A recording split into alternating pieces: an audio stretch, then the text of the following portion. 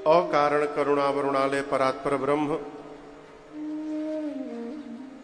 परम पिता परमेश्वर भगवान श्री सीताराम जी के चरणों में बारंबार वंदन। भूतनाथ भगवान विश्वनाथ, जगत जननी मां भवानी एवं अनंत बलवंत श्री हनुमंत लाल जी महाराज के चरणों में साष्टांग दंडवत। कली पावना अवतार प्रातः स्मरणीय परम पूज्यपाद गोस्वामी श्री तुलसीदास जी महाराज के चरणों में बारंबार वंदन। आवाज गूंज रही है, न करिए, पहले जैसा करिए, करिए उसको करिए। भाई आप लोग न टच किया करिए, वो जैसा सेट क्यों रहने दीजिए।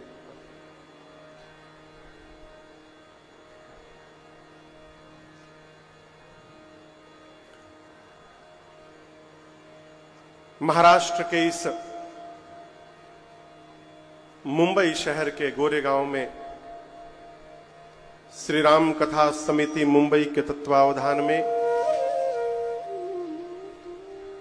आयोजित ये 9 दिवसीय श्री राम कथा, जिसके मुख्य यजमान परम आदरणीय बाबूजी श्रीमान चंद्रकांत गुप्ता जी, मियां श्रीमती चमेली देवी जी, बड़े भैया श्रीमान संदीप गुप्ता जी, श्रीमती सुनीता संदीप गुप्ता जी एवं छोटे भैया श्रीमान राजदीप गुप्ता जी एवं श्रीमती सारिका राजदीप गुप्ता जी ये कथा के मुख्य यजमान। और आज द्वितीय सत्र में दैनिक यजमान के रूप में श्रीमान राहुल पांडे जी, श्रीमती श्रेया राहुल पांडे जी, श्रीमान हरिशंकर पांडे जी, श्रीमती किरण हरिशंकर पांडे जी, श्रीमान रविंद्र गुप्ता जी, श्रीमती रीता रविंद्र गुप्ता जी एवं श्रीमान सतीश पांडे एवं श्रीमती अस्मिता सतीश पांडे जी। इनके साथ साथ आसपास सुदूर से आए आप समस्त कथा के रसिक श्रोता बंधु माताएं बहनें, पंडाल में उपस्थित समस्त विप्रचरण और विज्ञान के माध्यम से जहां जहां भी इस कथा को लोग देख सुन रहे हैं, आप सभी लोगों को मेरा सादर जय सिया राम। जय श्री राम। और ऊर्जा से कहिए हाँ। देखिए, जब जीवन में ना जय कहने का अवसर आवे तो पूरी ऊर्जा से कहना चाहिए, क्योंकि बाबूजी जो पुण्य वेद मंत्र पढ़ने से प्राप्त होता है वही पुण्य जय जयकार करने से प्राप्त होता है। समान पुण्य। तो जिसको वेद मंत्र आवे वो तो वेद मंत्र कहे, और जब जीवन में कहीं जय जयकार करने का अवसर आवे तो पूरी ऊर्जा के साथ जय कहे। बोलिए रामचंद्र भगवान की जय। ये हुई ना बात, पता चले बंबई में बैठे हैं। इससे अधिक आवाज तो दुबई में आती है। हाँ बाबूजी, दुबई में हम लोग साल में एक बार राम कथा करने जाते हैं, वहां लगता नहीं कि दुबई में बैठे, लगता है अब हम लोग भी भारत में बैठे हैं। कल प्रथम सत्र में हमने और आपने श्री राम कथा की महिमा को गाया, श्रवण किया, मानस के घाट को गाया। किस घाट पर कौन वक्ता है, कौन श्रोता है, घाट का स्वरूप क्या है। पूज्यपाद गोस्वामी तुलसीदास जी ने बाल कांड के प्रारंभ में 7 श्लोक लिखे।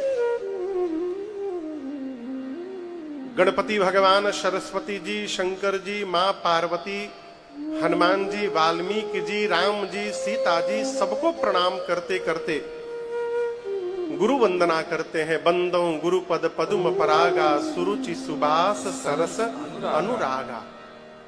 फिर गोस्वामी जी ने ब्राह्मणों की वंदना की, संत समाज की वंदना की, और तो और गोस्वामी जी ने दुष्टों की भी वंदना की। एक श्रोता ने मेरे से प्रश्न किया, महाराज गोस्वामी जी ने दुष्टों को क्यों प्रणाम किया?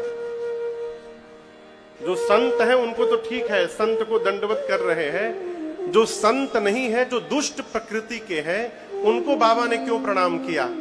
तो समझिएगा, जब गोस्वामी जी पहले ही कह दिए हैं कि सिय राममय सब जग जानी,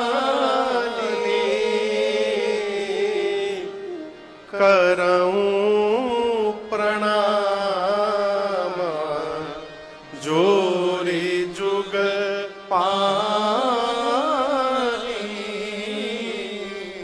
जब गोस्वामी जी सबके भीतर श्री सीताराम जी का दर्शन करते हैं तो इस न्याय से उनको दुष्ट के भीतर भी राम जी का दर्शन हो रहा है। अस्तु बाबा ने उनको भी प्रणाम किया, भगवान के परिकर समाज को वंदन किया, नाम को प्रणाम किया, और सबको प्रणाम करने के बाद गोस्वामी तुलसीदास जी महाराज कथा को दूसरे घाट पर, कहें तो कर्मकांड घाट पर लेकर गए। बाबूजी, ये घाट है तीर्थराज प्रयाग में, और यहीं से आज की कथा प्रारंभ हो रही है। यहां प्रयाग का कोई है? प्रयाग का? अच्छा, काफी लोग हैं। आइए पहले चौपाई गुनगुनाते हैं, आगे आगे हम गाएंगे, सुनकर पीछे से आप भी गाने का प्रयास करिएगा, ठीक ना? देखिए, मानस केवल सुनने का लाभ नहीं है, कहत सुनत सब कर हित होई। जितना पुण्य कहने का है उतना ही पुण्य सुनने का भी है। इसलिए चौपाई को गाने का प्रयास करिए। मैं क्यों कह रहा हूं? गोस्वामी तुलसीदास जी घोषणा करते हैं,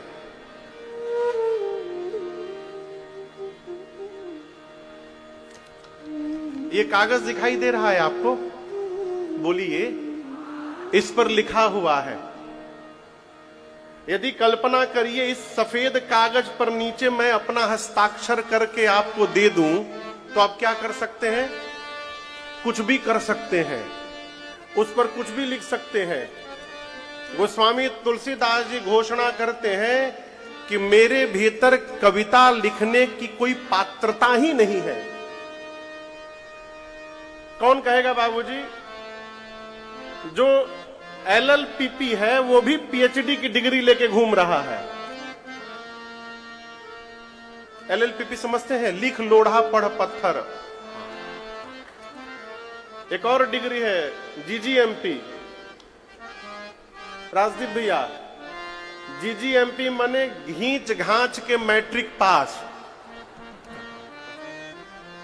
तो जो कुछ नहीं है वो भी बताने में लगा है। और श्री रामचरितमानस को लिखने वाले गोस्वामी जी कहते हैं कि कविता विवेक एक नहीं मोरे। मेरे भीतर कविता लिखने का विवेक ही नहीं है। और आप विश्वास नहीं करेंगे तो गोस्वामी जी कहते हैं, सत्य कहूं लिखी कागज को। सफेद कागज पर हस्ताक्षर देकर कह रहा हूं, मेरे भीतर कविता लिखने का पात्रता उसकी नहीं है। आप लोग गंगा जी देखे हैं? पूछ रहा हूं। हाँ, गोमुख से लेकर गंगा सागर तक गंगा जी गई हैं। सीधी गई हैं कि टेढ़ी टेढ़ी गई हैं? टेढ़ी टेढ़ी गई है ना। लेकिन आप दर्शन करिए, गोस्वामी जी कहते हैं कि गोमुख से लेकर गंगा सागर तक गंगा में न जाने कितने मोड़ आए, लेकिन उसके बाद भी गंगा पवित्र नहीं हुई। वो कितनी भी टेढ़ी क्यों न बही, वो पवित्र बनी रही। उसी प्रकार गोस्वामी जी कहते, मैंने जो कविता लिखी है, जो कथा लिखी है राम जी की, ये भी सीधी नहीं है। मुझे लिखने का ढंग नहीं आता, ये भी टेढ़ी टेढ़ी है। लेकिन मुझे एक विश्वास है, जैसे गंगा पवित्र है उसी प्रकार ये रचना भी पवित्र है, ये मुझे विश्वास है। ये क्यों विश्वास है? तो बाबा कहते हैं, ए जी एहि महारघुपति नाम उदारा, एहि महारघुपति नाम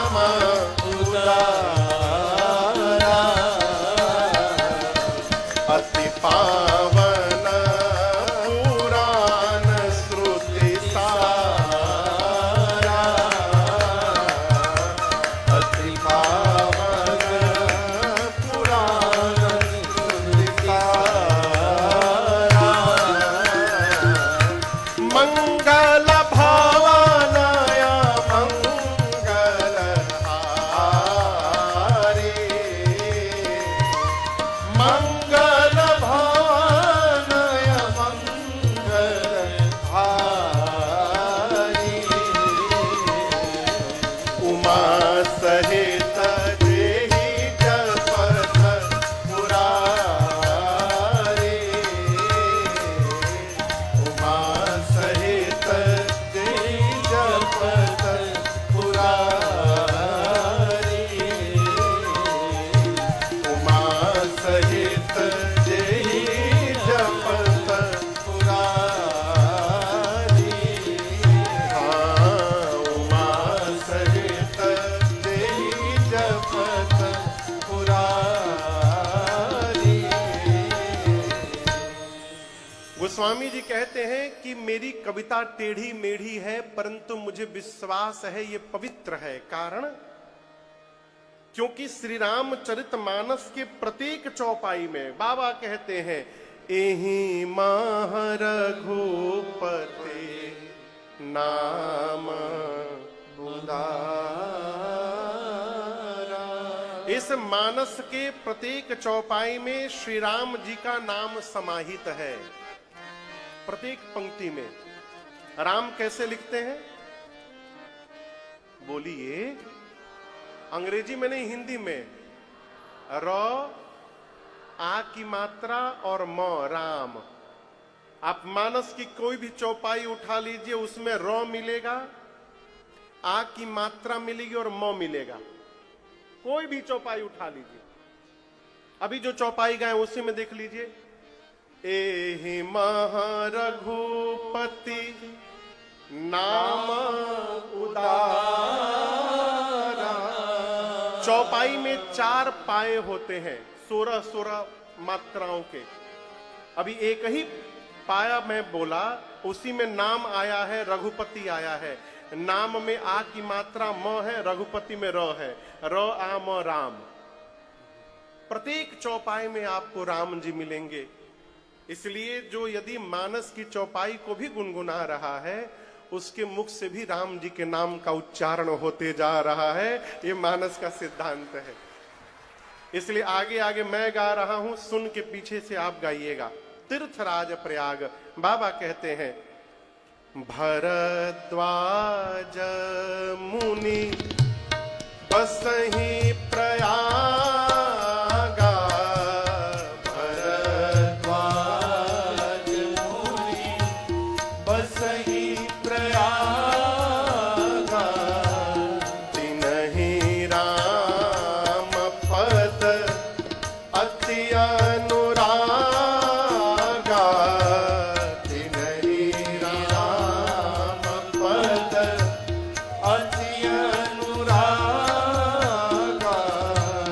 तापस समदम दया निधाना, तापस समदम दया निधाना, परमारथ पथ परम सुजाना, परमारथ पथ परम सुजाना, माघ मकर गत रवि जप होई, माघ मकर गत रवि जप होई, तीरथ पते आव सब कोई, तीरथ पते आव सब कोई, तीरथ पते आव सब कोई, तीरथ पते आव सब कोई। गोस्वामी जी कहते हैं तीर्थराज प्रयाग में एक मुनि रहते हैं जिनका नाम है श्री भरद्वाज जी। क्या नाम है? जोर से बोलिए, भरद्वाज। परिचय क्या है?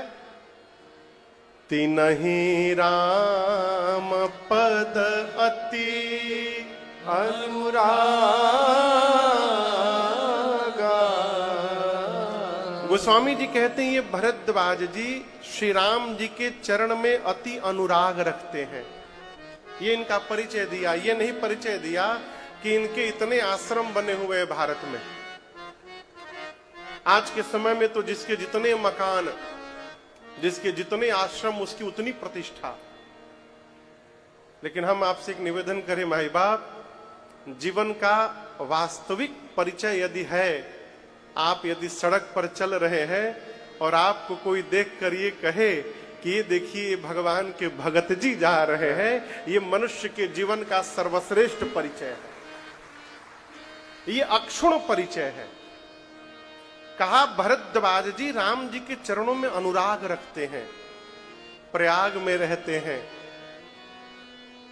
आप सब जानते होंगे क्योंकि आप सब भी प्रयाग के अगल बगल के ही हैं।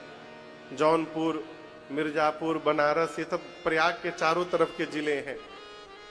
अभी प्रयाग में मेला लगा हुआ है। अभी कौन सा मेला? माघ मेला। और ये युगों से लगते आ रहा है। पहले तो मकर संक्रांति से प्रारंभ होता था। माघ मकर जब रवि जब होई, माघ मकर गत। इसका क्या मतलब है? मकर संक्रांति के दिन भगवान सूर्य नारायण मकर राशि में प्रवेश करते हैं। बाबूजी, उस दिन भगवान सूर्य अपने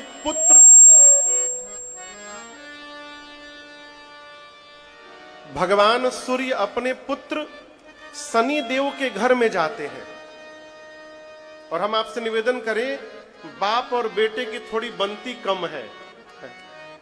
सूर्य भगवान और शनि देव की बनती नहीं है उतनी। लेकिन अब कोई भी कितना भी नालायक बेटा क्यों ना हो, बाबूजी आएंगे भगाएगा थोड़ी, वो तो बिठाएगा ही उनको। तो आपको याद हो, मकर संक्रांति के दिन हम लोग दान करते हैं। किसका याद है? काले रंग के तिल का, उसकी लाई बना के, लैया बनाकर छू करके दान करते हैं। क्यों? काले रंग के तिल से शनि देव प्रसन्न होते हैं। तो हम सभी सनातनी शनि देव को काला तिल चढ़ाते हैं, उस दिन दान करते हैं कि आप प्रसन्न हो जाइए, सूर्य भगवान आपके घर में आ रहे हैं, अपने पिताश्री का भव्य स्वागत करिए, उनका सत्कार करिए। इसलिए काला तिल चढ़ाया जाता है। उसी दिन से मकर संक्रांति से प्रयाग में प्रत्येक वर्ष 1 महीने का मेला लगता है। अभी तो उत्तर प्रदेश की सरकार पूरी व्यवस्था करती है मेला की, लेकिन जिस समय की ये कथा है उस समय श्री भरद्वाज जी पूरी व्यवस्था करते थे, क्योंकि वहीं रहते थे।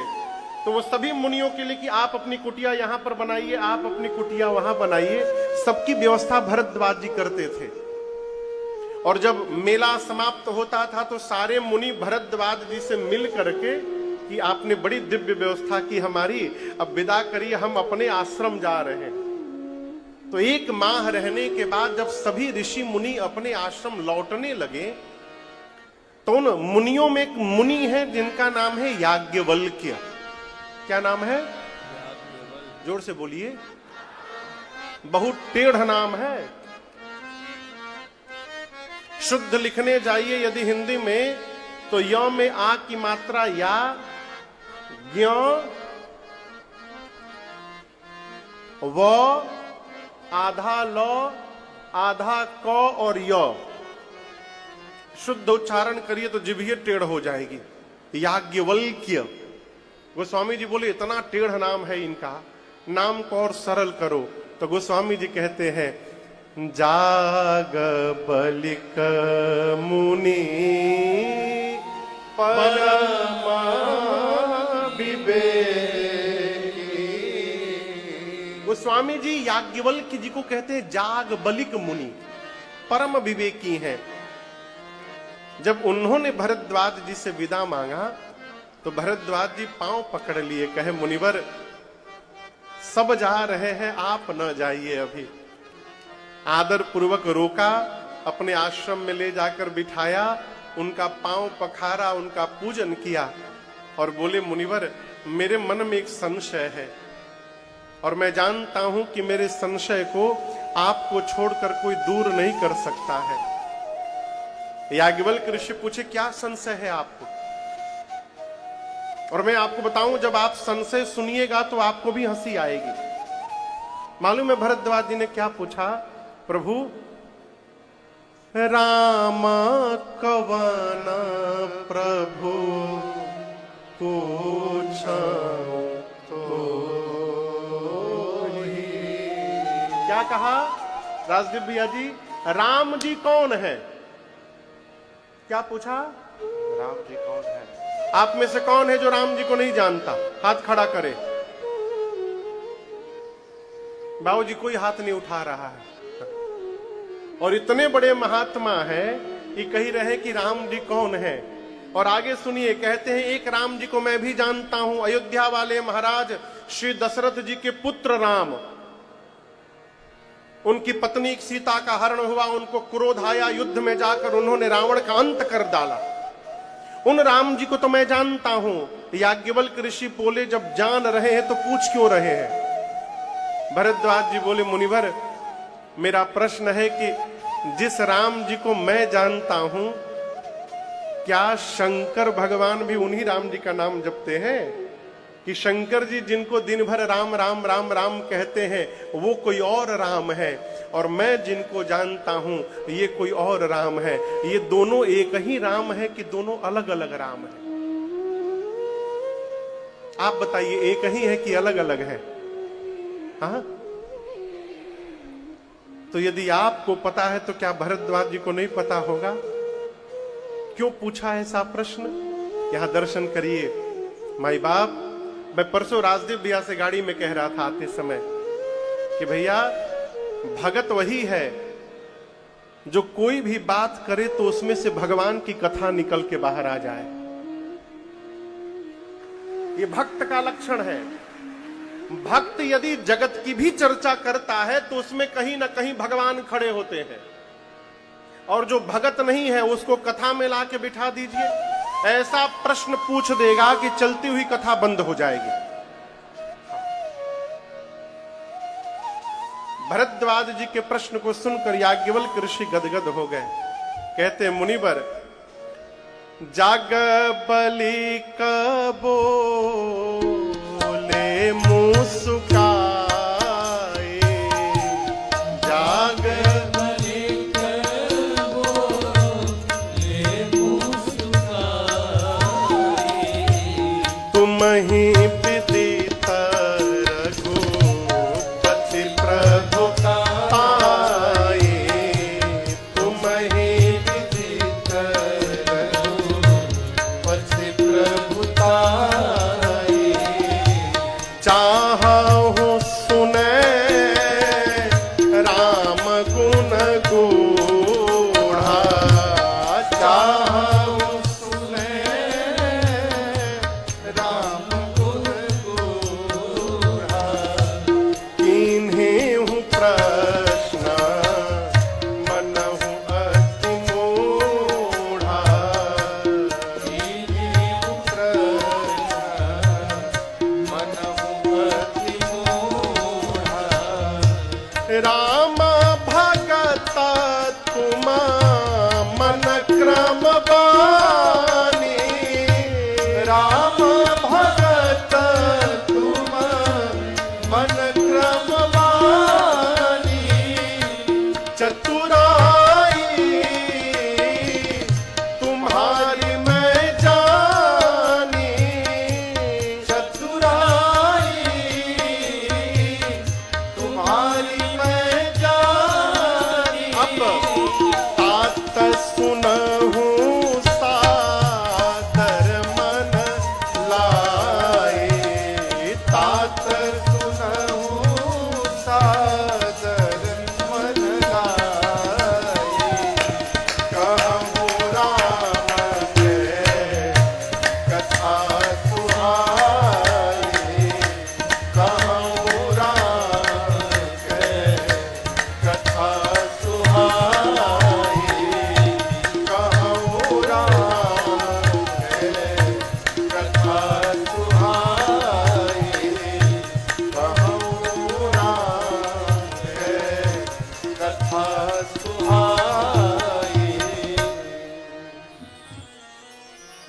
भरद्वाज जी के प्रश्न को सुनकर याज्ञवल्क्य ऋषि मुस्कुरा उठे।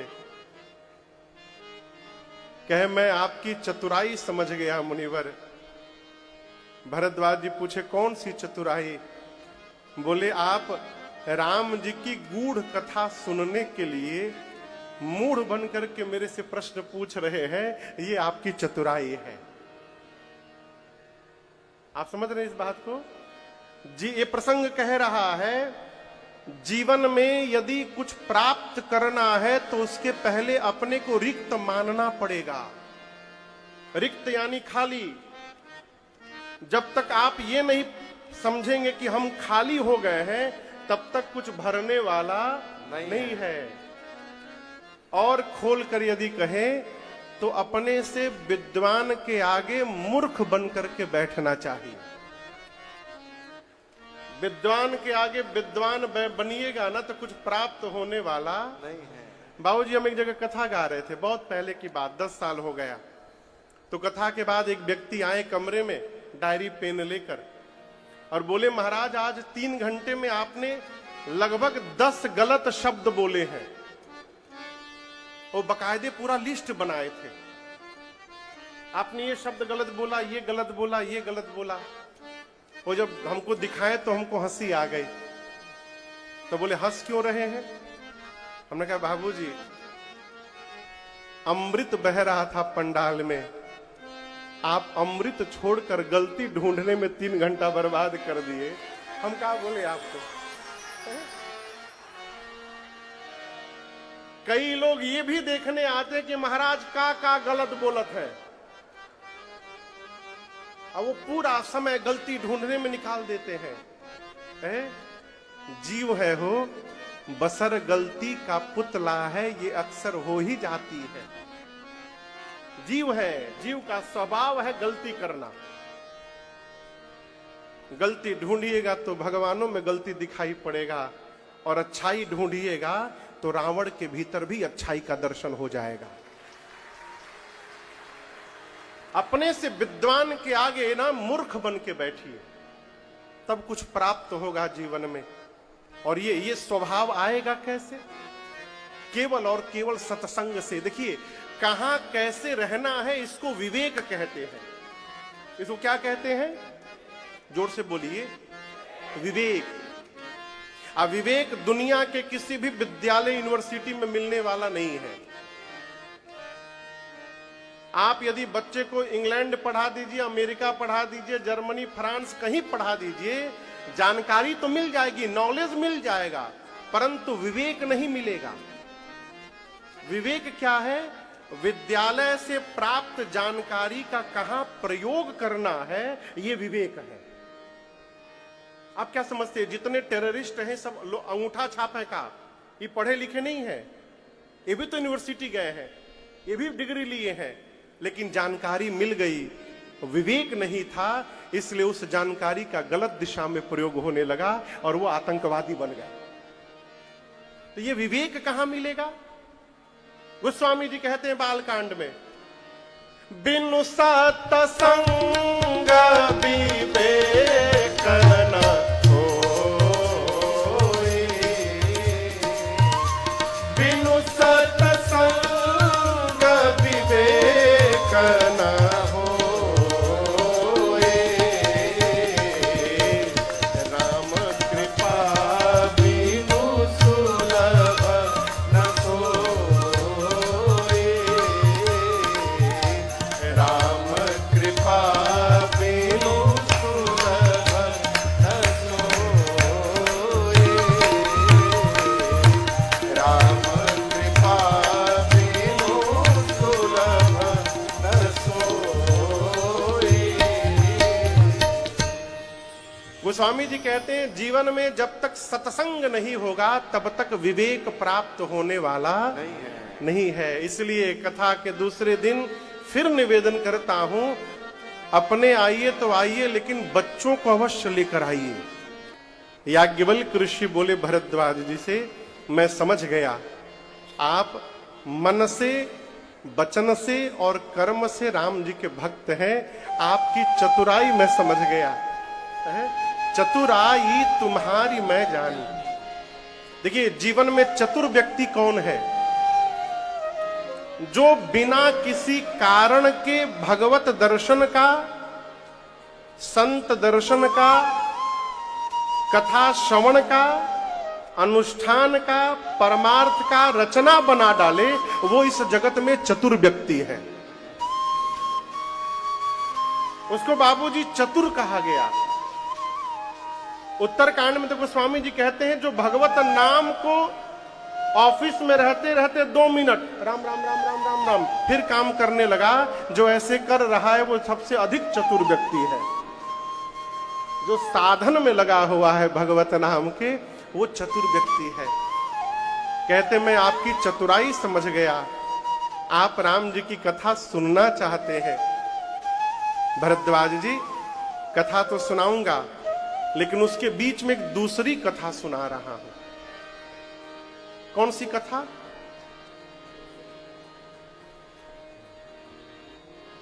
कथा को ले गए त्रेता युग में।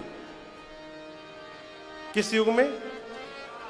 कहते त्रेता युग में भगवान शंकर एक बार अपनी अर्धांगिनी मां सती के साथ, अभी आप जिनको देखते हैं वो पार्वती मैया है, और मां पार्वती ही पिछले जन्म में सती मैया थी बाबूजी।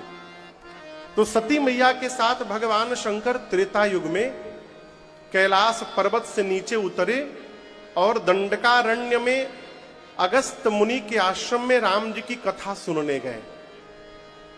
9 दिनों तक कथा भई, और आपको सुनकर आश्चर्य लगेगा कि सती मैया शंकर जी के बगल में बैठी रही, लेकिन मां केवल बैठी रही, मां ने कथा कुछ श्रवण नहीं किया।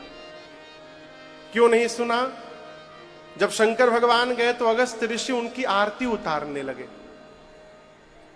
सोचने लगे कि जो कथावाचक श्रोता की आरती उतार रहा है वो कौन सी कथा सुनाएंगे।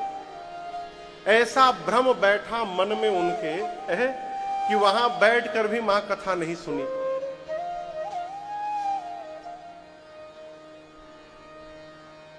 सोनू जी, ये पूरा हिल रहा है। हाँ, उसको कल लकड़ी कटवा करके फिर रखवाइए।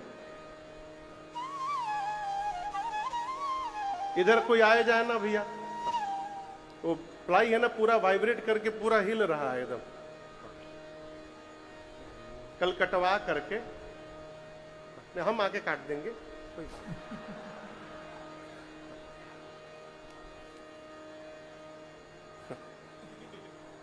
ये हम लोग का आनंद है। हाँ, हाँ। यही तो परिवार है हो, इन्हीं लोगों के साथ रहना है, यही में हंसना है, यही पर सब कुछ करना है। तो कथा पूरी भई, मां सुनी नहीं। राम जी की भक्ति दक्षिणा के रूप में अगस्त मुनि को देकर और शंकर भगवान वापस कैलाश जाने लगे। अब आप बताइए कौन सा युग था वो? अभी बताया हूं, त्रेता युग में। राम जी किस युग में अवतार लेते हैं? 4 गो युग में है, बोल दीजिए कौन न कौन तो फंस ही जाएगा। किस युग में राम जी आते हैं? त्रेता युग में। जिस समय भगवान शंकर मां सती को लेकर वापस कैलाश जा रहे हैं, उस समय राम जी अवतार लेकर उसी दंडकारण्य के पंचवटी में 14 वर्ष के वनवास में थे। और इतना ही नहीं, शंकर भगवान जब जा रहे हैं तो उनके जाने के 2 घंटा पहले रावण आया है और सीता मैया का हरण करके गया है। नीचे धरती पर शंकर जी, राम जी और लक्ष्मण जी मां को ढूंढते हुए रो रहे हैं। ऊपर भगवान शंकर वापस जाते हुए, हृदय विचारत जात हर के ही विधि दर्शन हो, गुप्त रूप अवतरे प्रभु, गए जान सबको। शंकर भगवान सोच रहे हैं कि कैसे दर्शन मिलेगा। और मैं आपको निवेदन करूं, मैं कथा गा रहा हूं, आप सुन रहे हैं, वास्तव में हम कथा सुने हैं, इसका पता तब चलेगा माई बाप जब कथा सुनने के बाद भगवान को देखने की चाह बढ़ जाए जीवन में। यदि कथा सुनकर भगवत दर्शन की लालसा बढ़ रही है तो समझिए आप पर कथा का प्रभाव हुआ है। बाबूजी शंकर जी वापस कैलाश जा रहे हैं, नीचे राम जी सीता मैया को ढूंढते हुए रो रहे हैं। शंकर भगवान सोचे यदि राम जी का दर्शन मिल जाए तो आनंद हो जाए। तब तक भगवान दिखाई पड़ गए। इज स्तंभो समायते ही राम हे देखा, स्तंभो समायते ही राम हे देखा,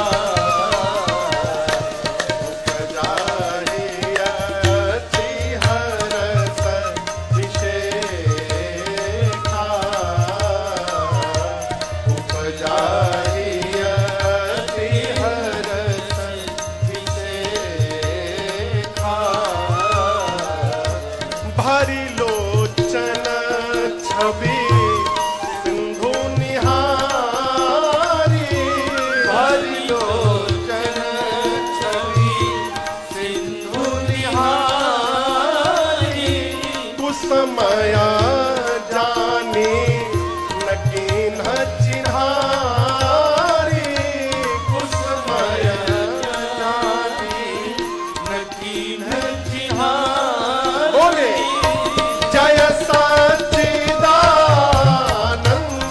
जग पावन, जय सच्चिदानंद जग अस कहि चले मनोज नसावन, अस कहि चले मनोज नसावन, अस कहि चले मनोज नसावन।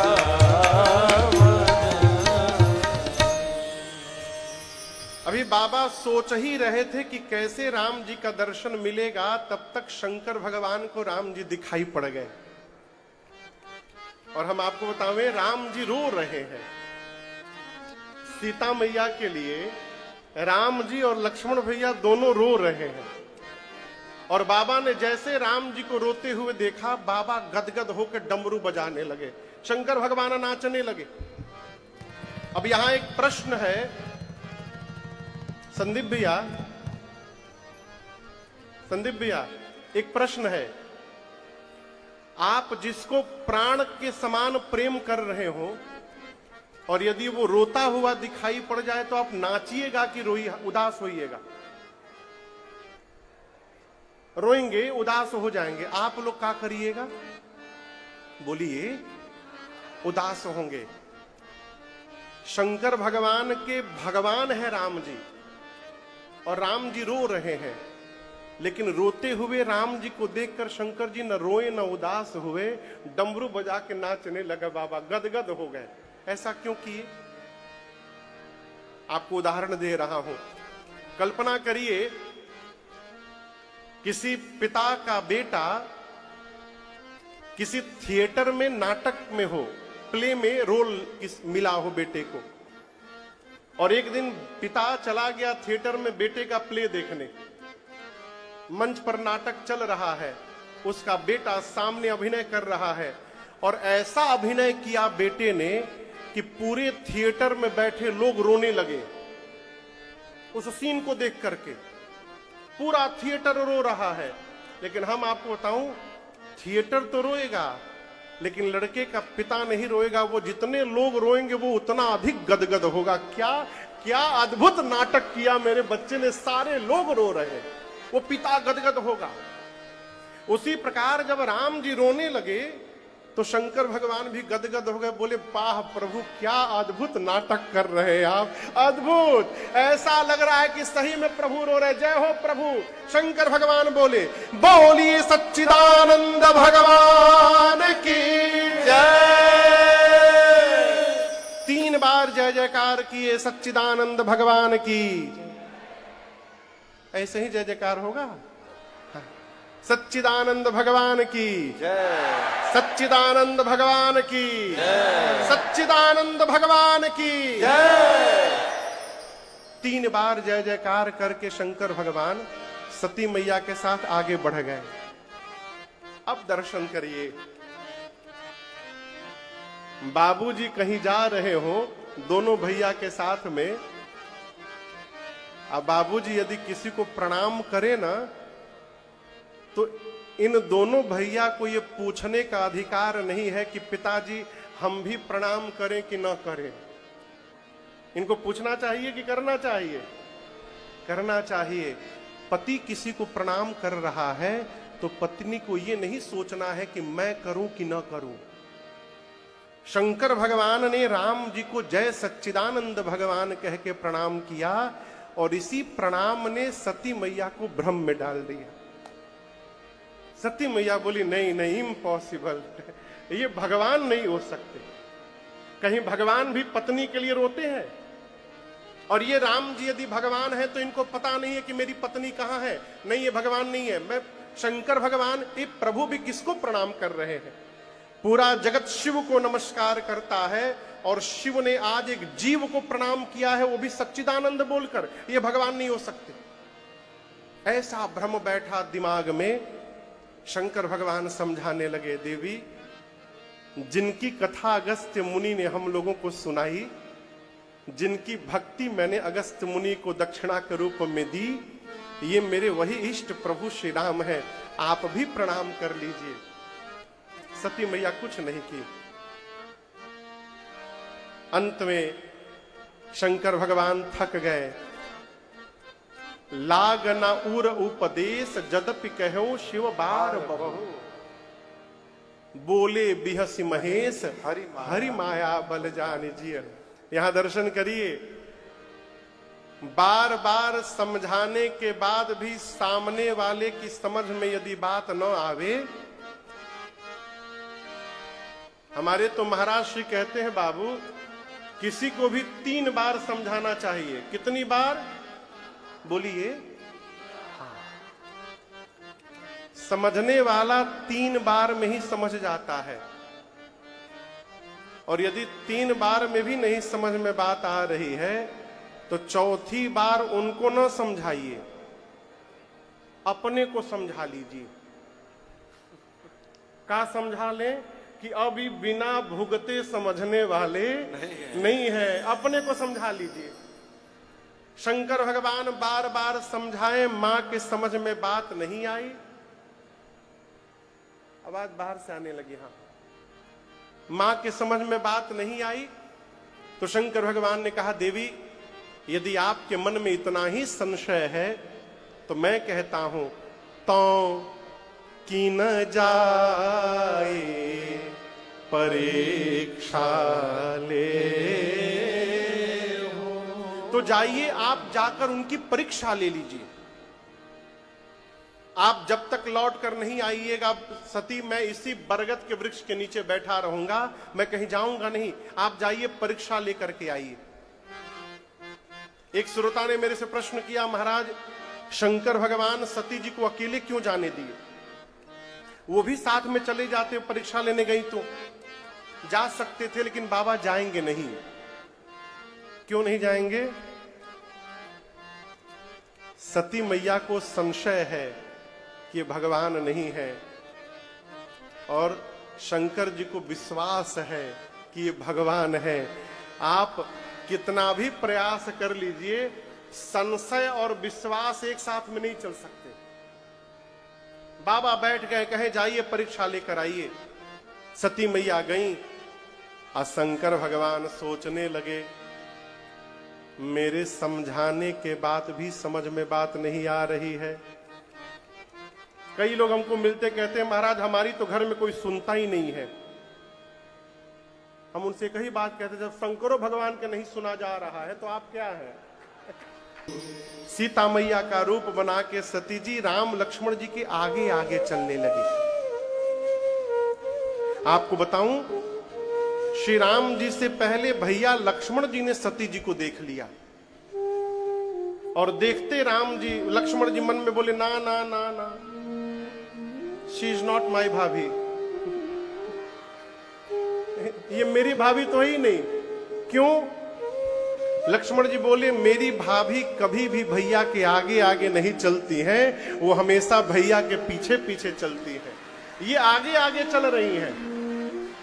और ध्यान से देखा लक्ष्मण जी ने, अरे ये तो उमा है, उमा मेरी भाभी का रूप बना के घूम रही है, लगता है कि कोई विशेष लीला चल रही है राम जी की। लक्ष्मण जी मौन हो गए।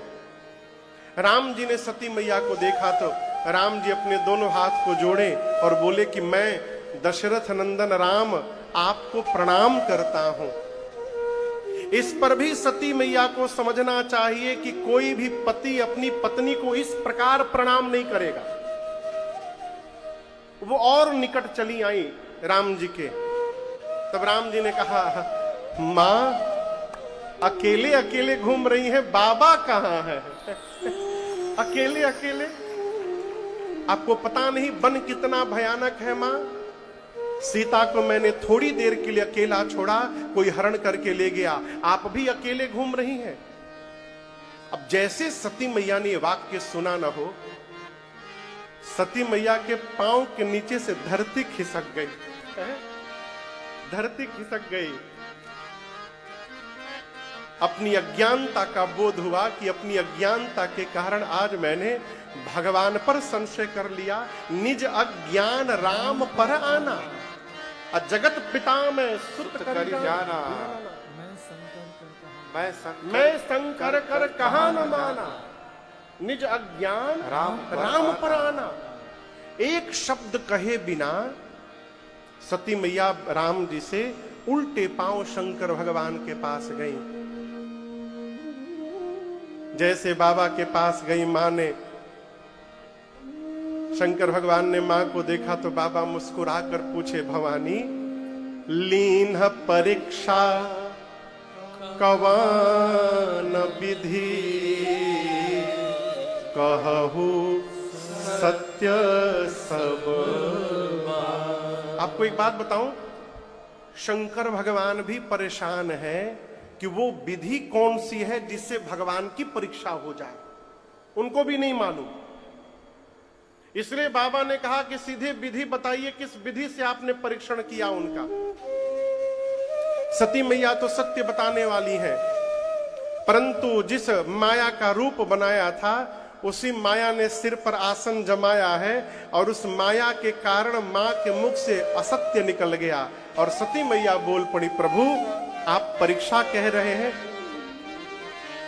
कछु न परीक्षा लेना गोसाई, कछु न परीक्षा लेना गोसाई। बाबा बोले फिर क्या किया?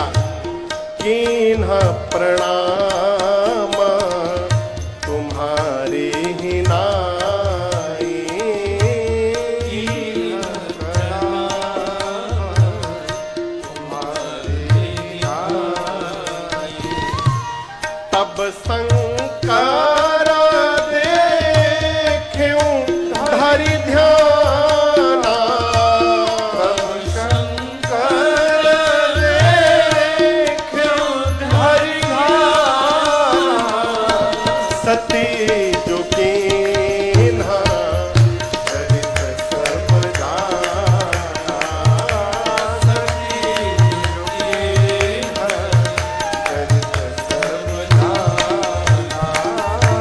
सती जो कीन्हा चरित सब जाना। मां ने कहा, प्रभु मैंने कोई परीक्षा नहीं ली उनकी। बाबा पूछे फिर क्या किया? मां बोली जो आपने किया। किसी की भी परीक्षा लेने के लिए पास में जाना पड़ेगा ना, तब न परीक्षा लेंगे। सती मैया बोली जैसे आपने दूर से प्रणाम किया था उनको, मैं भी पास नहीं गई, दूर से प्रणाम करके चली आई। शंकर भगवान मन में सोचे असंभव, हो नहीं सकता। इतना समझाया, समझ में बात नहीं आई और अपने आप बिना परीक्षा लिए चली आई। बाबा तुरंत ध्यान में गए और ध्यान में जाकर शंकर जी ने सब देख लिया। क्या देख लिया? सती कीन्ह सीता कर वेसा। भगवान शंकर ने देखा कि सती जी ने सीता मैया का वेश बना लिया था।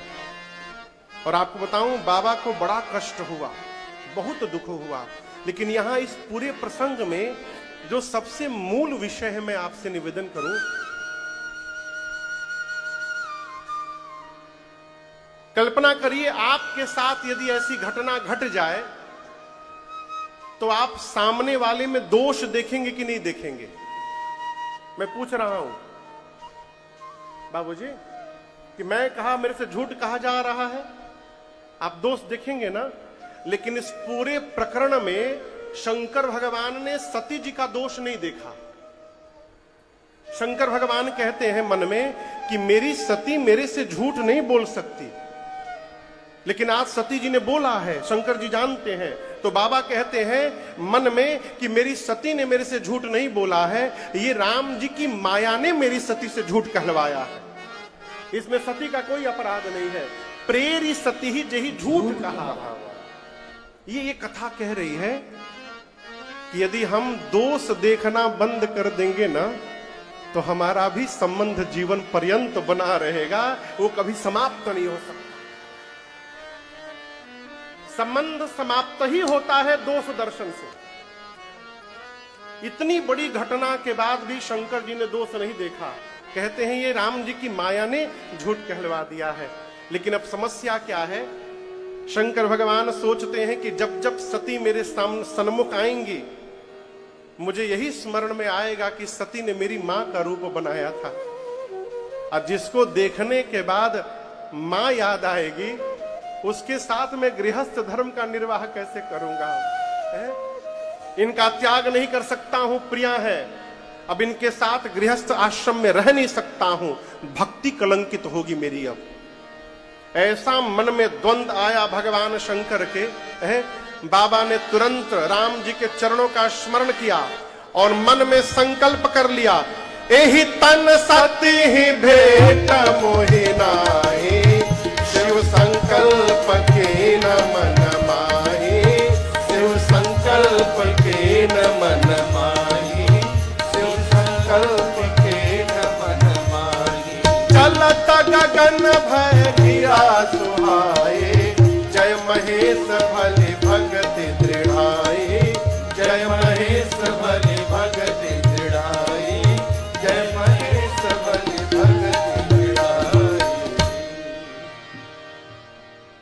गोस्वामी जी कहते हैं भगवान शंकर ने संकल्प कर लिया। किस बात का? जब तक सती इस शरीर में है, मेरा और सती का अब भेंट नहीं होगा। ऐसा संकल्प करके त्याग किया शंकर जी ने। आकाशवाणी भई, आकाशवाणी ने प्रशंसा की, बोलिए शंकर भगवान की जय हो, जय हो, जय हो। आपके अलावा भक्ति को इतनी ऊंचाई कौन प्रदान कर सकता है? आपके अलावा ब्रह्मांड में ऐसा संकल्प कोई नहीं कर सकता। मां सुनी संकल्प। सती मैया ने पूछा कई बार, प्रभु आपने कौन सा संकल्प ले लिया? प्रभु बताइए ना, कौन सा संकल्प ले लिया? आप दर्शन करिए। सती मैया कई बार पूछती हैं, लेकिन बाबा ने बताया नहीं उनको। क्यों नहीं बताया? यदि बता दूंगा तो इनको सुनकर दुख होगा। शंकर जी बोले, मैं अभी दुखी नहीं करना चाहता, धीरे धीरे मेरे व्यवहार से इनको समझ में आ जाएगा मैंने इनका त्याग कर दिया।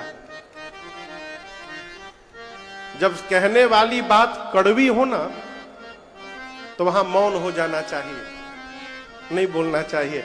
लेकिन लोग क्या कहते हैं, महाराज हम तो सत्य ही बोलते हैं, असत्य कड़वा होता है। तो क्या आप सत्य नहीं बोलेंगे तो सत्य धरती से विलुप्त हो जाएगा? कि हरिश्चंद्र जी जाते जाते अपनी टोपी आपको पहना के चले गए हैं कि आज के बाद आप सत्यवादी बनेंगे धरती पर। सत्य बोलिए, लेकिन कड़वा सत्य हो तो वहां मौन हो जाइए, वहां बोलने की आवश्यकता नहीं है परिवार में। प्रियम ब्रुवात सत्यम ब्रुवात, न ब्रुवात सत्यम अप्रियम। सत्य बोलना चाहिए परंतु प्रिय सत्य बोलना चाहिए। सत्य कड़वा है, वहां मौन हो जाना चाहिए। क्यों कह रहा हूं? किसी के गाल पर चाटा मार दीजिए ना तो 2 मिनट तक उसको दर्द होगा और सवेरे झाड़ झूड़ के ठीक हो जाएगा। हाँ। लेकिन यहां से जो चोट लगती है ना जिह्वा से, वो अंतिम श्वास तक उसका दर्द पता चलता है, उसका दर्द समाप्त नहीं होता। इसलिए बोलते समय बहुत सावधान होना चाहिए। शंकर भगवान कैलाश गए और जाकर बाबा समाधि में चले गए। शंकर सहज स्वरूप समारा,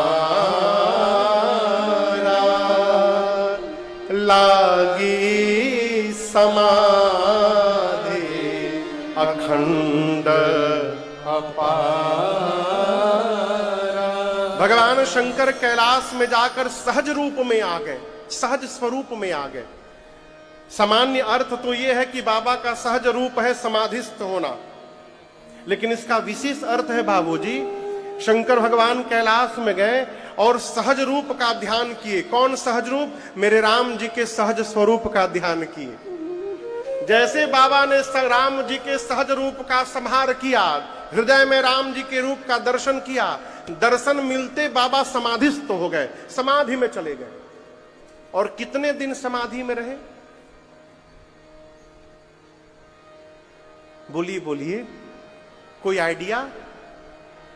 10 साल, 15 साल, 20 साल, 87,000 वर्ष। कितने दिन? आइए चौपाई गाते हैं। शंकर सहज स्वरूप सम्हारा, लागी समाधि अखंड अपारा। शंकर सहज स्वरूप सम्हारा, लागी समाधि अखंड अपारा।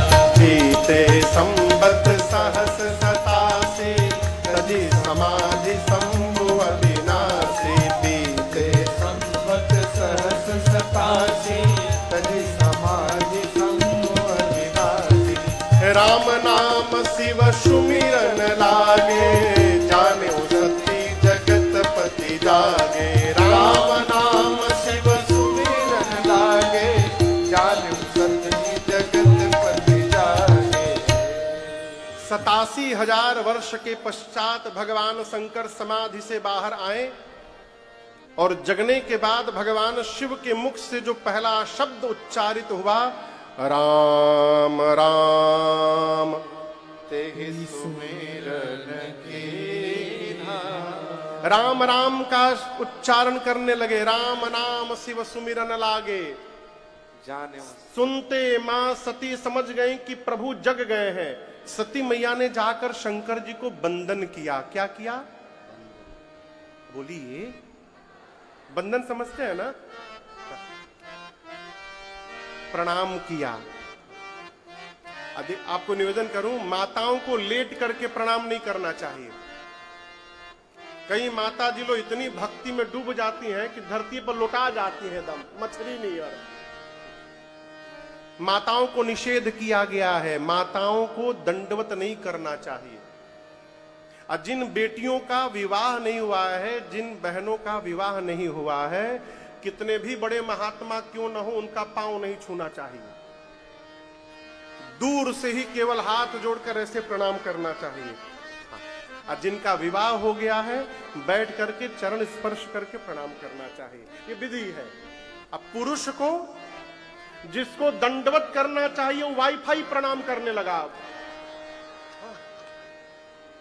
ये तो समझे में नहीं आता कि अगला प्रणाम कर रहा है कि आशीर्वाद दे रहा। महाराज ये कहे प्रणाम कर रहे हैं भाई साहब।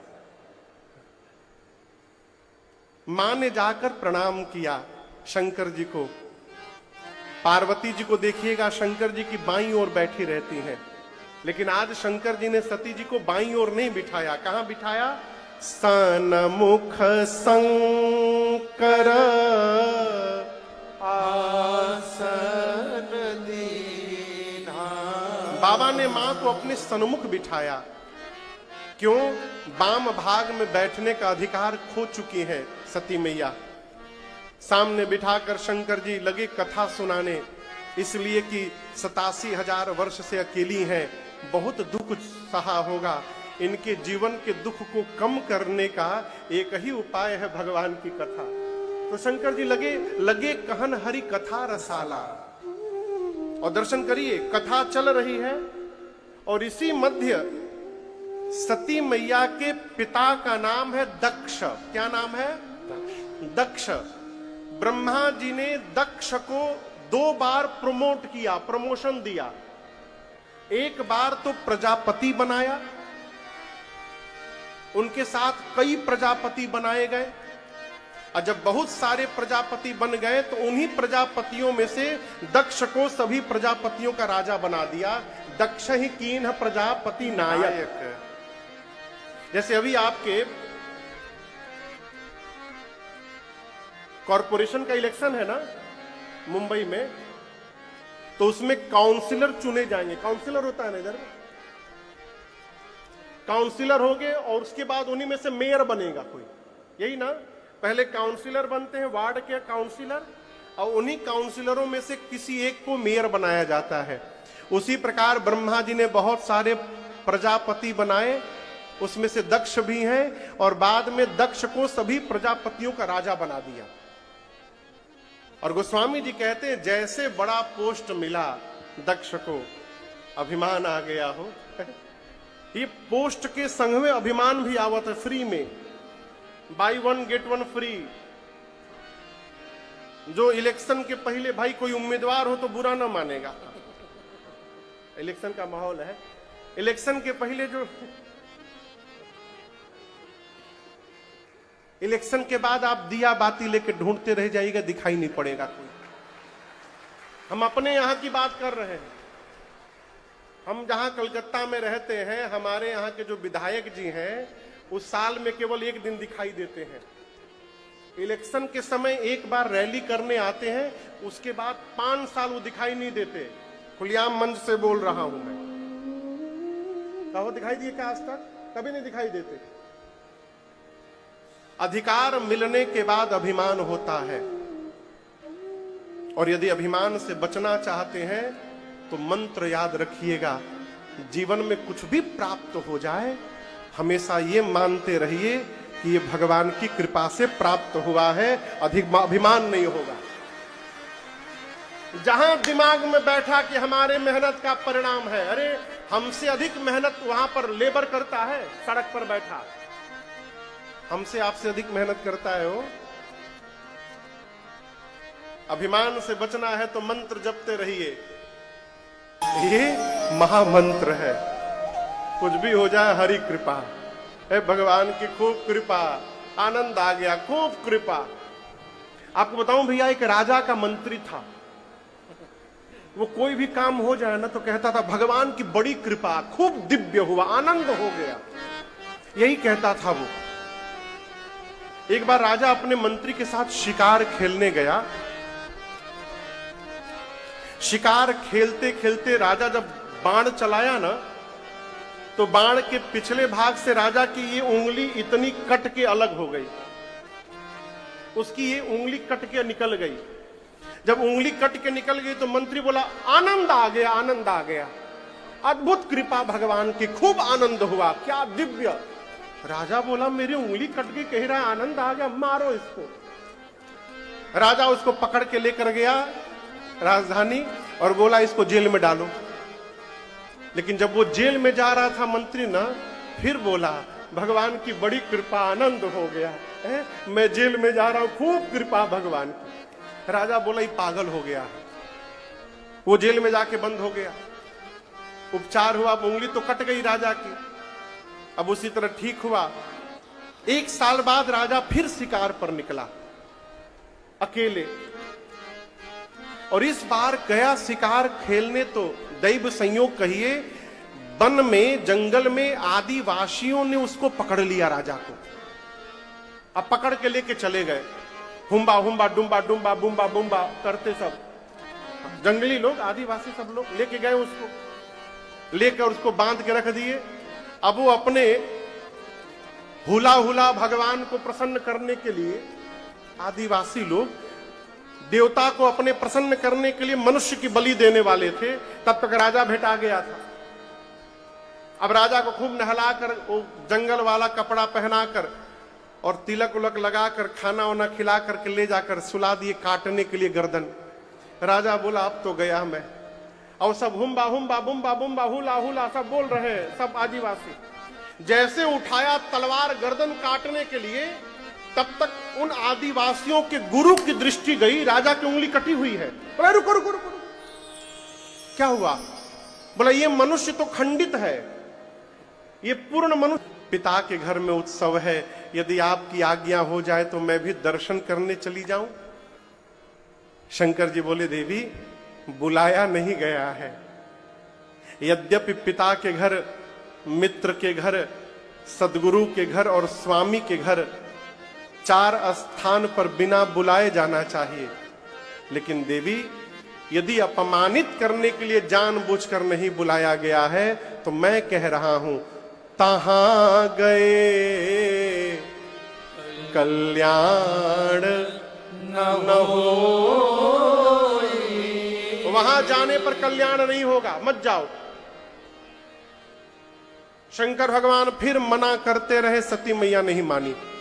जब माई नहीं मानी तो बाबा अपने मुख्य गणों को साथ में लगाकर सती मैया को विदा किए हैं। और आपको बताऊं, यहां बहुत सारी माता जी लोग बैठी हैं। 80 साल की बूढ़ी माई क्यों ना हो, मैके जाने की जब बात आती है ना, फिर आप चेहरे की रौनक देखिए एक बार। मैया घुटने का दर्द गायब, कमर का दर्द गायब, सारा बीमारी दूर, जहां मैके जाने की बात आए। आप कल्पना करिए सती मैया किस उत्साह के साथ अपने पिता के घर गई होंगी।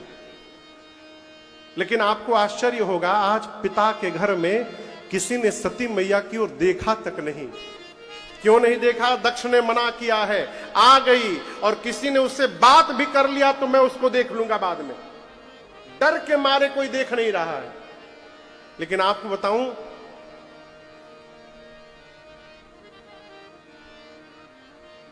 पूरा जगत आपका त्याग कर सकता है,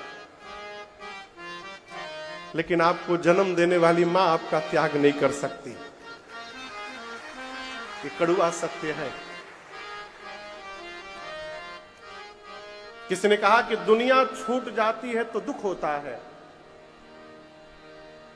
जब मां छोड़कर जाती है तो दुख होता है? कई लोग पूछते हैं कि मां चली जाए तो पूछते हैं कि मां की कितनी उम्र थी।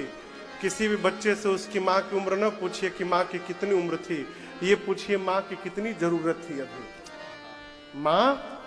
मां ही एक ऐसी सत्ता है धरती पर भगवान के बाद जो हमारा त्याग नहीं कर सकती। घर में सती मैया आ गई, किसी ने देखा तक नहीं, लेकिन उनकी मां ने दौड़कर मां सती को गले लगा लिया। बहनें भी मिली, हाँ बहनें मिली हैं, लेकिन बहनें बहुत मुस्कुराकर मिली हैं। वो स्वामी जी कहते हैं भगिनी मिली बहुत मुस्कुराता। अब आप कहोगे महाराज इसमें क्या आपत्ति है? आपको मिलने में आपत्ति नहीं है, बहुत मुस्कुराकर मिलने में आपत्ति है। क्या आपत्ति है? आप किसी के घर जाइए, सामने वाला कहे आइए आइए आइए, वेलकम वेलकम, बहुत अच्छा लगा आप आ गए, आइए आ गए, अच्छी बात। लेकिन आप किसी के घर जाइए और सामने वाला कहे आप भी आ गए, आप भी आ गए, इसका मतलब नहीं जाना था, आप बिना बुलाए गए हैं। बहुत मुस्कुराना ये व्यंग कहलाता है।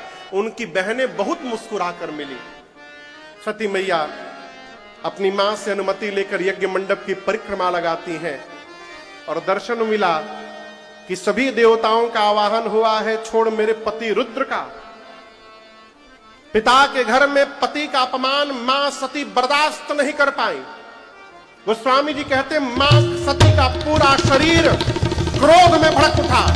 मां डपट पड़ी, मां बोली सुनहु सभासद सकल मुनिंदा, सुनहु सभासद सकल मुनिंदा, कहे सुने जिन शंकर निंदा, कहे सुने जिन शंकर निंदा, सो फल तुझ तुरत लहब सबका हो, सो फल तुरत लहब सबका हो। भले भांति पछताव पिता हो, भले भांति पछताव पिता हो। संत शंभु श्रीपति अपवादा, संत शंभु श्रीपति अपवादा। सुनिए जहाँ तह सिमर जादा, ये जहाँ तहाँ नियम कहता है सिमर काटियता सुजीव जो बसाए, काटियता सुजीव नहीं तो बसाए। श्रवण मुदिनत चलिए पराए, श्रवण मुदिनत चलिए पराई।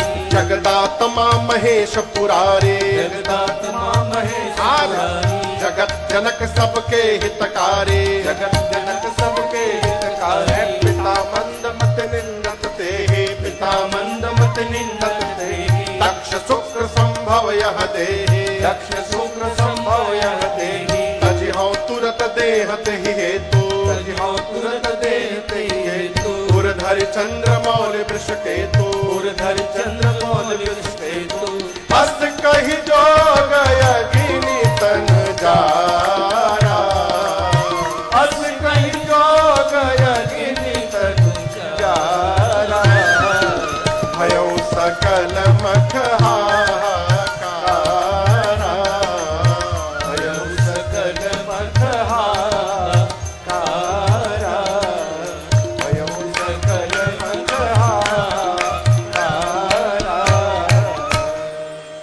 गोस्वामी जी कहते हैं सती मैया का पूरा शरीर क्रोध में भड़क उठा। मां डपट पड़ी। मां ने कहा इस सभा में उपस्थित जितने देवता हैं, जितने मुनि लोग हैं, ध्यान से सुनिएगा। आप में से बैठकर जिसने जिसने भी मेरे पति शंकर की निंदा की है अथवा बैठकर कान से उस निंदा को सुना मात्र है, सबको दंड मिलेगा। आज मेरे पिता को भी ठीक से पता चलेगा। मर्यादा कहती है जिस सभा में भगवान शंकर की, शंभु की, संत की और श्री हरि की निंदा हो रही हो, यदि तुम्हारे भुजाओं में शक्ति है उसी समय निंदा करने वाले की जिह्वा काट दो।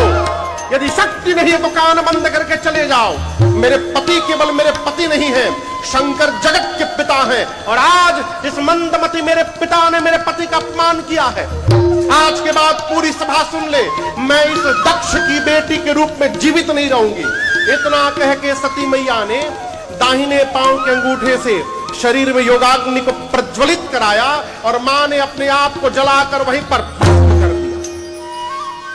हाहाकार मच गया हो, हाहाकार। नारद जी जाकर भगवान शंकर को बता दिए। बाबा को आया आवेश, अपने जटा से केश निकालकर भगवान शंकर धरती पर फूटे। वीरभद्र प्रकट हुए। कुपित करके बाबा ने वीरभद्र को भेजा है। वीरभद्र ने आकर सबसे पहले यज्ञ के आचार्य जो थे उनकी दाढ़ी नोच ली। किसी देवता का पांव तोड़ा, किसी का हाथ तोड़ा, किसी का आंख फोड़ा, किसी का दांत निकाल लिया।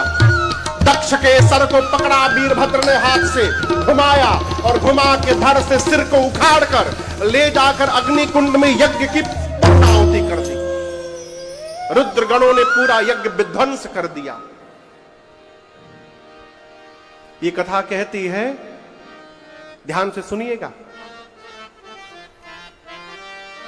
भैया। एक प्रकरण मैं सुनाऊं। अपने पूज्य महाराज श्री के साथ मैं बैठा था कमरे में। 4 महीने बाद महाराज श्री की कहीं कथा थी, मैं जगह का नाम नहीं बताऊंगा। वहां के आयोजक मिलने आए थे, तो जैसे यहां व्यवस्था है वो देख करके गए और महाराज श्री से कमरे में बोले ये कौन सी व्यवस्था है, आप आइएगा, व्यवस्था हम करके दिखाएंगे आपको। तो महाराज श्री मुस्कुरा कर बोले भगवान रक्षा करें आप लोगों की।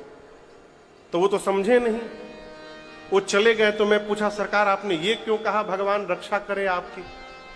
महाराज जी बोले बाड़ा नहीं जा हो ना, 4 महीने बाद पता चलेगा। और बाबूजी बताऊं, मैं उस कथा में था। 9 दिन कथा हुई और समिति के जितने कार्यकर्ता थे दिन भर बाल्टी से पंडाल से पानी बाहर निकालते थे। शाम को कथा होती थी, फिर रात में फिर इतना बरिस जाता था कि फिर दिन भर पानी निकालते थे। 9 दिन पानी निकालते रह गए। ये कथा कहती है किसी को नीचा दिखाने के लिए यदि आप सत्कर्म भी आप करने जाएंगे, आपका सत्कर्म पूरा होने वाला नहीं है।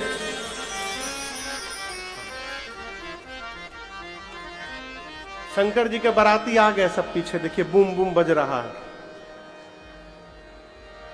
आप लोगों को सुनाई दे रहा है? डीजे है, डीजे। इसका नाम है डेंजरस।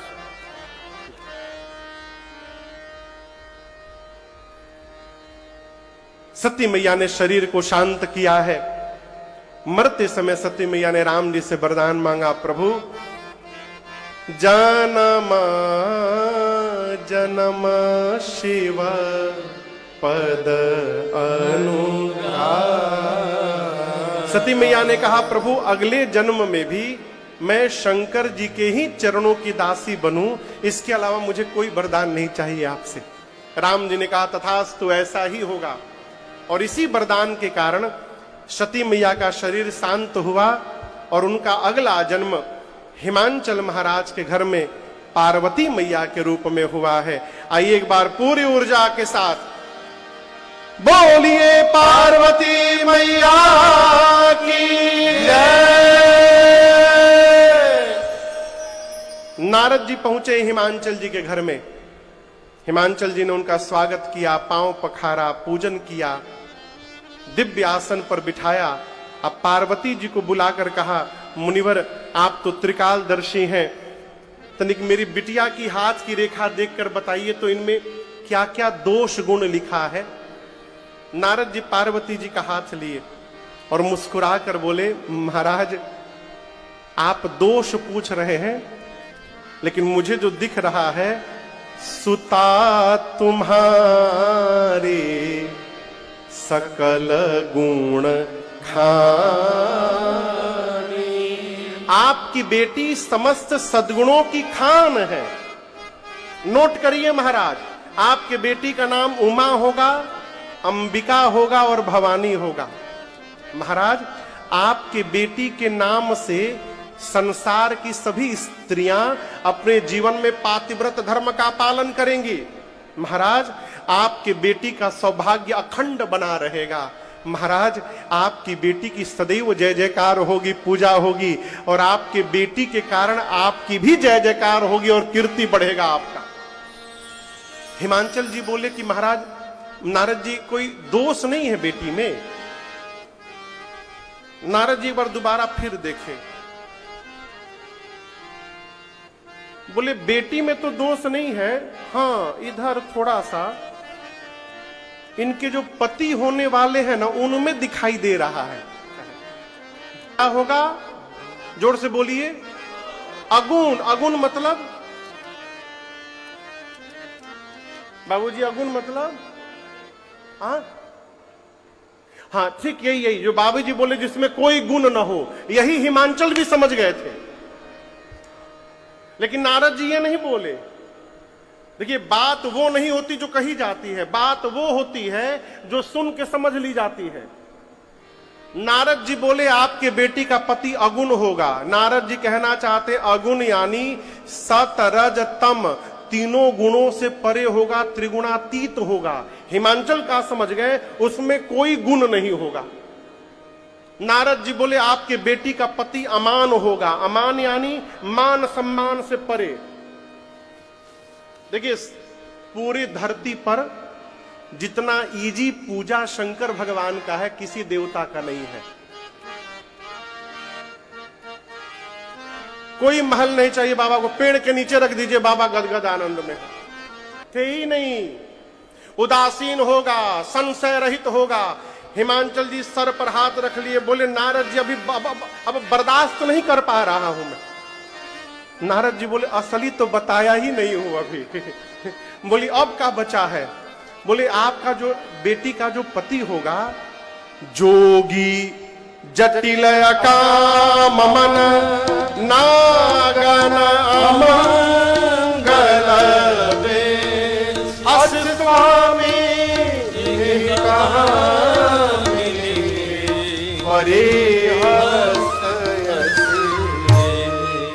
बोले आपके बेटी का पति जोगी होगा। क्या होगा? जोगी। बोलिए, जोगी देखे कभी? बाबूजी जोगी देखे आप? सारंगी लेके बजाते हैं लोहा, गेरुआ रंग का भाई जो कपड़ा पहने आप, हम आपको नहीं बोल रहे हैं जोगी। वैसा ही कपड़ा पहन के गेरुआ रंग का और फेटा लगाए गेरुआ रंग से, सारंगी लेके घरे घरे द्वार द्वार घूमते रहते हैं। अब आप कल्पना करिए कि कोई अपने बेटी के शादी के लिए लड़के के घर गया बात करने, और लड़के के पिता से कहे कि तनिक बाबू बाहर निकल जाते तो हम देख लेते एक बार। अब बुलाया गया, लड़का भीतर से फेटा लगाए सारंगी बजावे निकले, तो कौन लड़की का पिता बाप करेगा विवाह के लिए? तुरंत भागेगा वहां से। नारद जी बोले आपके बेटी का पति जोगी होगा महाराज, जोगी। हिमांचल जी बोले कहा? हाँ, उसकी विशाल विकराल जटाएं होंगी। हिमांचल जी अब बर्दाश्त नहीं कर पा रहा हूं। नारद जी बोले असली अब भी नहीं बताया। बोले अब कहां बच गया है? नारद जी बोले महाराज कुछ पहनेगा नहीं, नंगा रहता है, नंगा, एकदम नंगा रहता है, अमंगल वेश बनाकर घूमता है। हिमांचल जी बोले क्या बोल रहे हैं आप? नारद जी बोले हम नहीं बोल रहे हैं, आपकी बेटी की हाथ की रेखा ऐसा बता रही है, ऐसा पति इनको मिलने वाला है। नारद जी की बात सुनकर हिमांचल जी 5 मिनट रोए, और उसके बाद उठा करके बगल में ग्रीन रूम बना हुआ है, ग्रीन रूम में लेकर गए नारद जी को, और जाकर हिमांचल जी बोले do you have any option? कोई उपाय है दूल्हा बदल देने का? आप कोई जाप बोलिए, हम जाप करवा लेंगे, दान बोलिए दान करवा देंगे, पूजा पाठ कुछ भी सीताराम खर्चा करना होगा आप हमको बताइए, बस दूल्हा चेंज कर दीजिए। नारद जी बोले दूल्हा? अरे कह मुनि सही मवंत सुनो, जाओ विधि लिखा लीला देवदनुज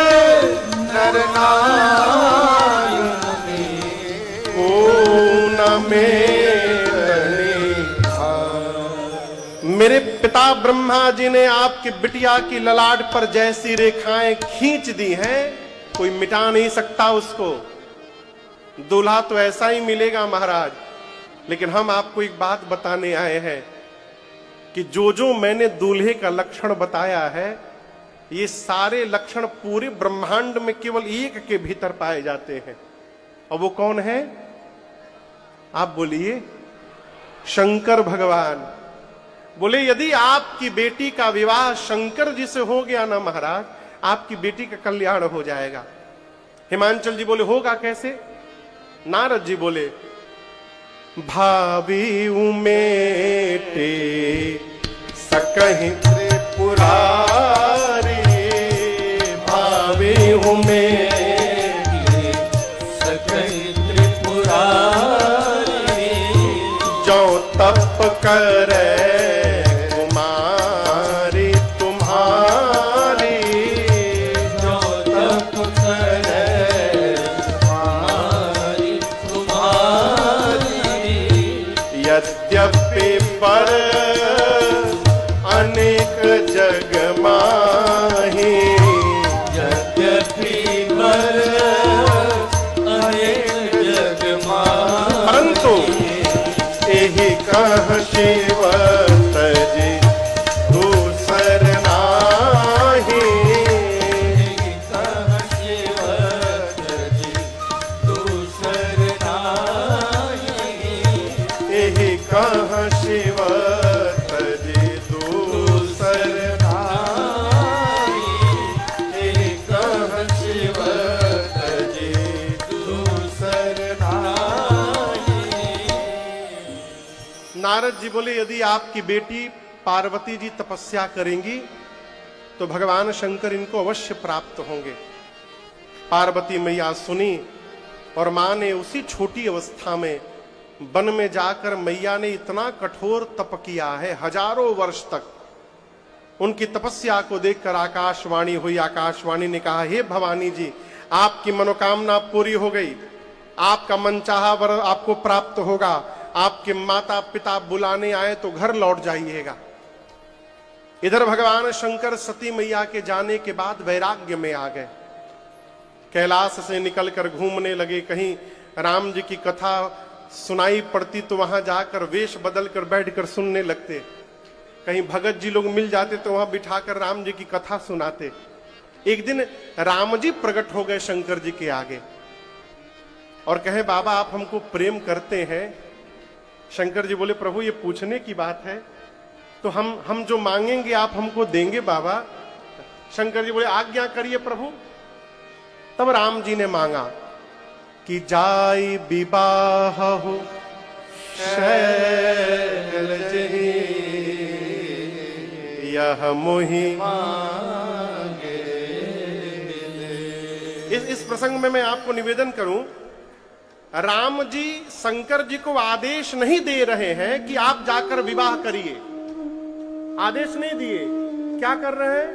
मांग रहे हैं कि मैं आपसे मांग रहा हूं, मुझे दीजिए, आप जाकर पार्वती जी से विवाह करेंगे। राम जी मांग रहे हैं बाबूजी। क्यों मांग रहे हैं जान रहे हैं? इसलिए मांग रहे हैं कि पार्वती जी पिछले जन्म में मरते समय और किसी के भरोसे नहीं थी, राम जी के भरोसे थी। इसलिए राम जी से कहा था कि प्रभु अगले जन्म में भी शंकर जी की ही दासी बनूं।